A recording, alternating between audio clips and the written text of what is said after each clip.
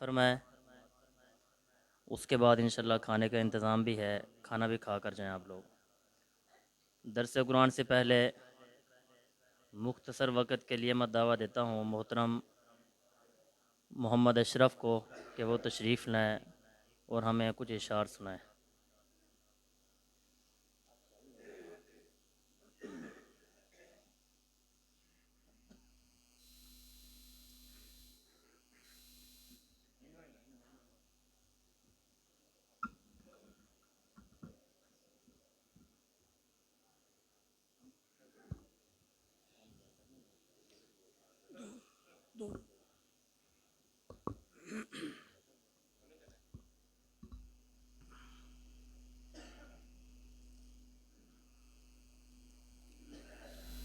रब बड़ियां ताकतां वाला ए, उंदे कोलों तू डरिया कर।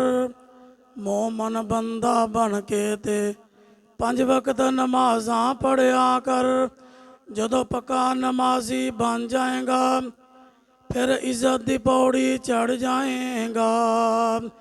तेनू रब जे जन्नत दे देवे कम बन जाऊ फिर तर जाएगा। ए दिल दा मर्ज मटाना है, रज रज कुरान तू पढ़िया कर।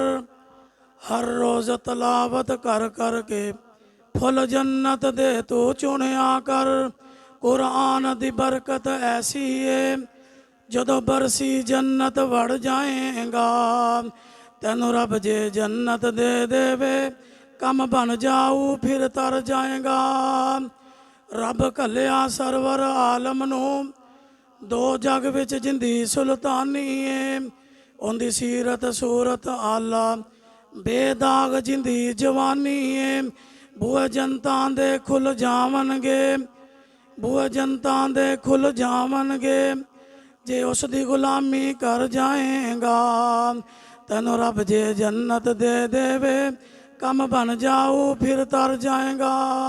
अस्सलाम वालेकुम।